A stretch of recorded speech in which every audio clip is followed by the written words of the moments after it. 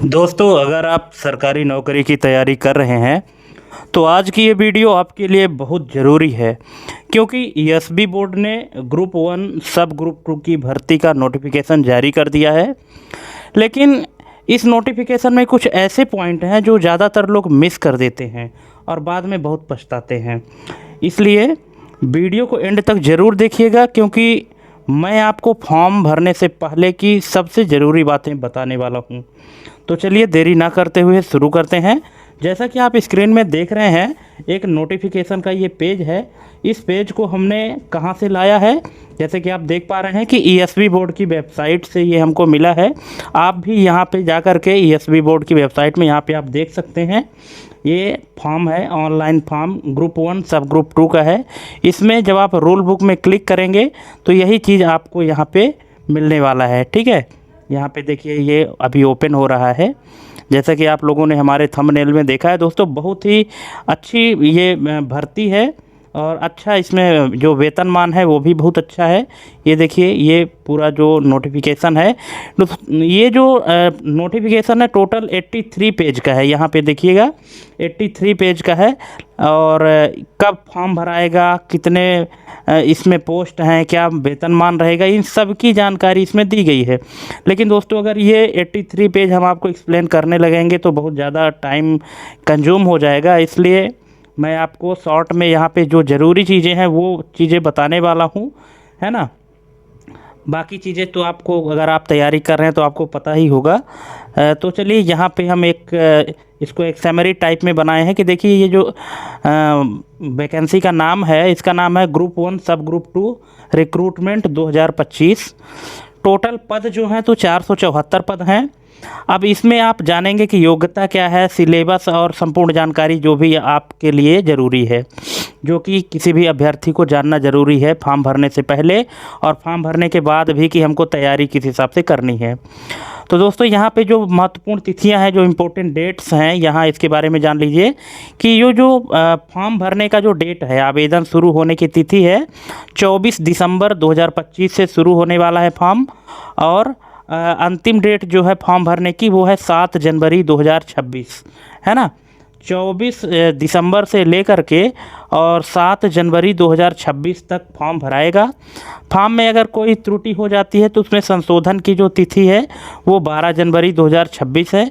परीक्षा की तिथि यहाँ पे अभी संभावित तिथि है, टेंटेटिव डेट दिखाया है कि 10 फरवरी 2026 से प्रारंभ हो सकती है परीक्षा की डेट। हालांकि परीक्षा की डेट हो सकता है आगे भी हो जाए, है ना। तो यहाँ पे ये आपको संभावित डेट मान के चलना है। अब आते हैं जो एप्लीकेशन फ़ीस है, तो जनरल कैटेगरी के लिए 500 रुपये है प्रति प्रश्न पत्र, और ST SC OBC EWS दिव्यांग, है ना, और केवल MP के मूल निवासियों के लिए कितना है, 250 रुपये। इस चीज़ का आपको विशेष ध्यान रखना है, ये जो ब्रैकेट में लिखा है कि केवल MP के मूल निवासी हों, है ना, तो उनके लिए 250 रुपये है।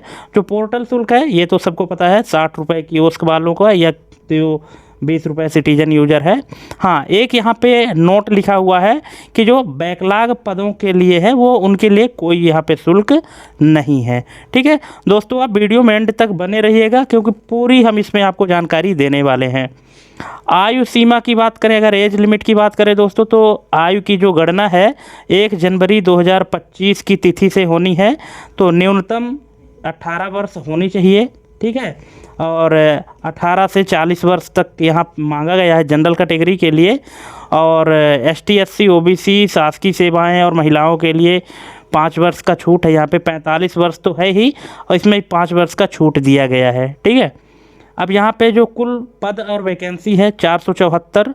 भर्ती का प्रकार क्या है कि इसमें सीधी भर्ती मतलब डायरेक्ट रिक्रूटमेंट है, और बैकलॉग दोनों पद शामिल है। मतलब डायरेक्ट भर्ती भी है और बैकलॉग भर्ती भी है, ये दोनों इसमें शामिल हैं।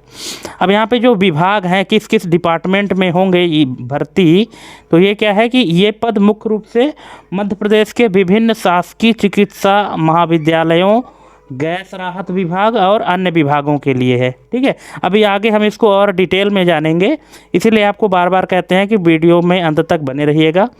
और अगर आप अपने योग्यता के अनुसार इसमें फॉर्म भरने की योग्यता रखते हैं तो आप फॉर्म ज़रूर भरिएगा।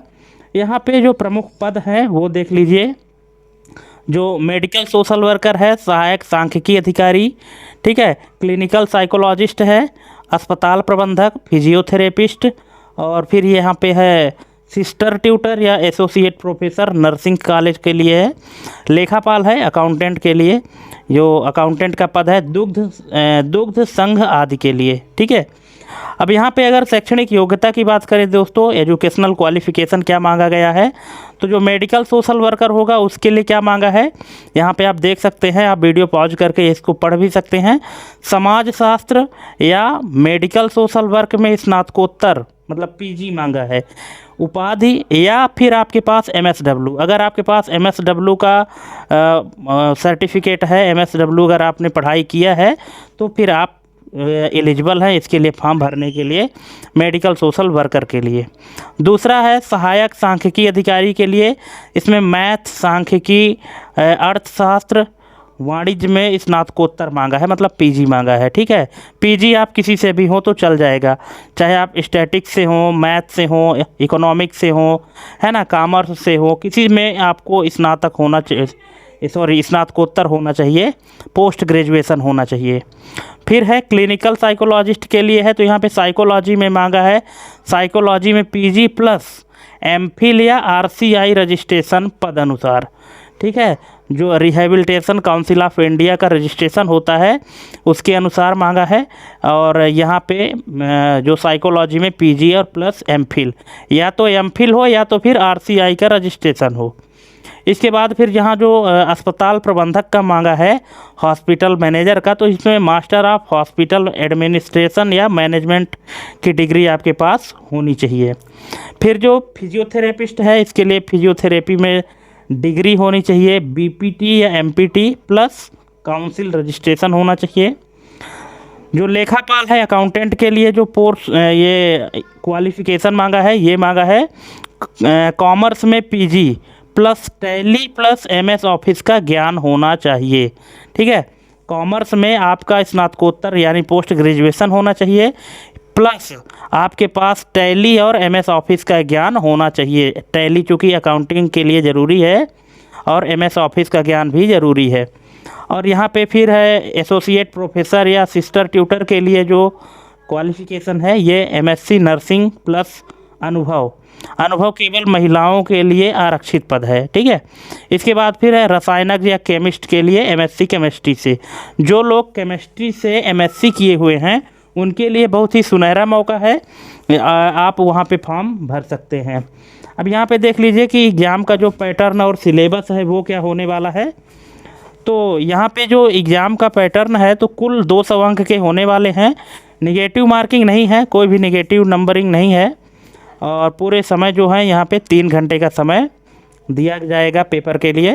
पेपर को 2 भागों में पार्ट ए और पार्ट बी में बांटा गया है, ठीक है। यहाँ पे जो सिलेबस है तो देख लीजिए कैसा रहेगा। जो पार्ट ए रहेगा वो सामान्य ज्ञान, सामान्य हिंदी, सामान्य अंग्रेजी, सामान्य गणित, सामान्य तार्किक योग्यता, सामान्य विज्ञान, सामान्य कंप्यूटर ज्ञान, ये जो पेपर है ये कॉमन है, पार्ट ए सभी के लिए इतना रहेगा, ठीक है। ये जो है टोटल 100 नंबर का होगा।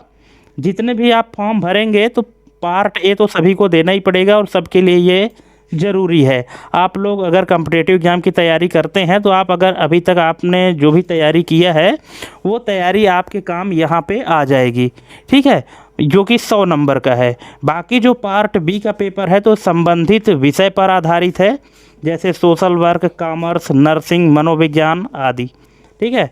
तो यहाँ पे 100 नंबर जो है तो सब्जेक्टिव क्वेश्चन रहेंगे, तो यहाँ पे आपको यह चीज़ ध्यान रखना है।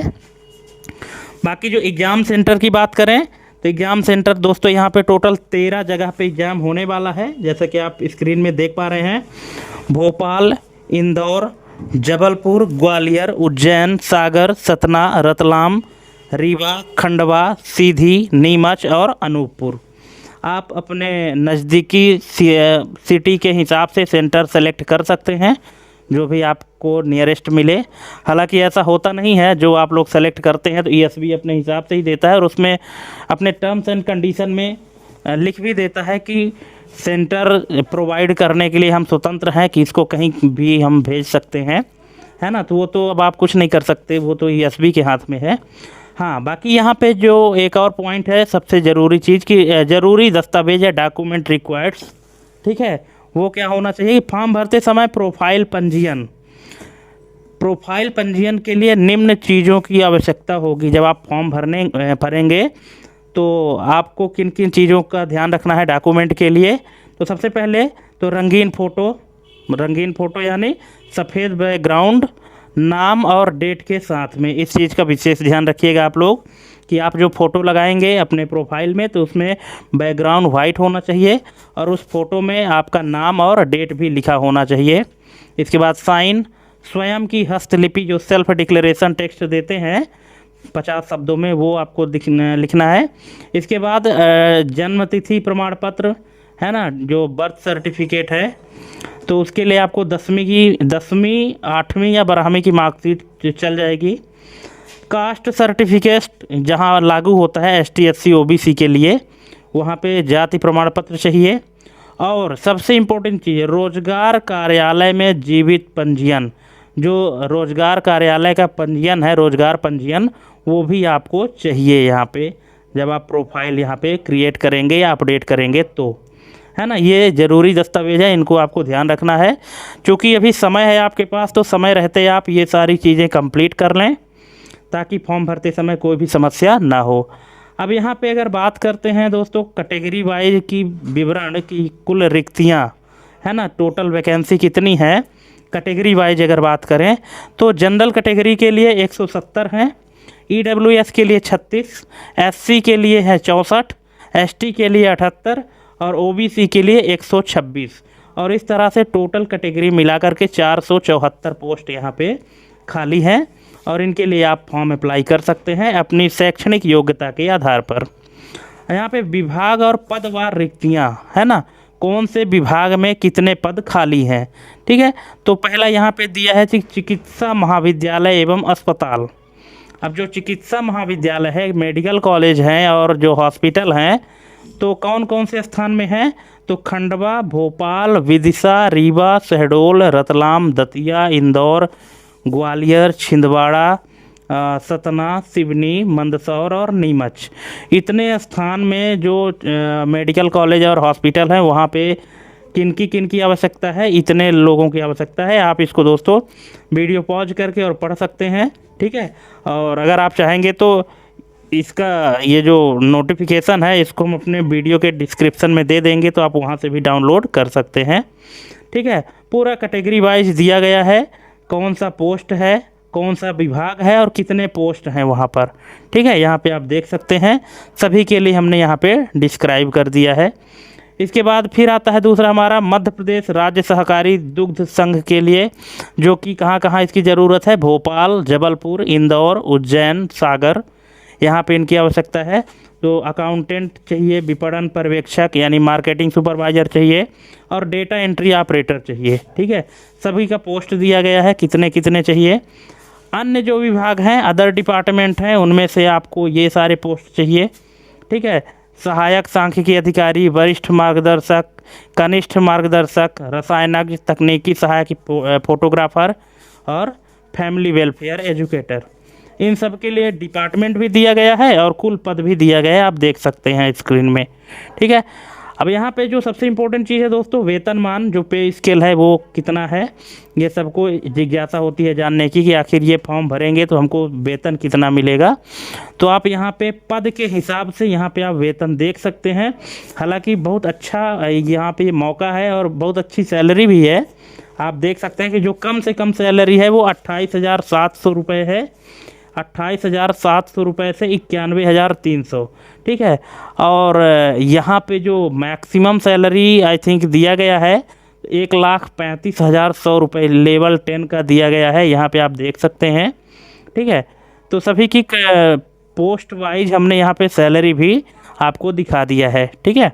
तो इस तरह से दोस्तों हमने आपको ये जो टोटल 83 पेज का डॉक्यूमेंट था इसको हमने समराइज करके और यहाँ पे आपको पूरी जानकारी दे दिया है। अब इसके बाद भी अगर आपकी कोई क्वेरी होती है तो आप हमको कमेंट के माध्यम से पूछ सकते हैं, हम आपके समस्या का समाधान करने की कोशिश करेंगे कि हम आपको सही और सटीक जानकारी दे पाएँ। अगर आपको वीडियो अच्छी लगी हो तो प्लीज़ चैनल को सब्सक्राइब करना ना भूलें। और क्योंकि हम अपने चैनल के माध्यम से एग्ज़ाम की तैयारी भी कराते हैं, इसलिए आप चैनल को सब्सक्राइब कर लीजिए और ऐसे ही नॉलेजफुल वीडियो आपको आने वाले समय में मिलते रहेंगे हर एक कॉम्पिटिटिव एग्ज़ाम के लिए। तो चलिए दोस्तों, आज के लिए बस इतना ही, और मिलते हैं अपने एक नई वीडियो में एक नई जानकारी के साथ। तब तक के लिए जय हिंद, वंदे मातरम।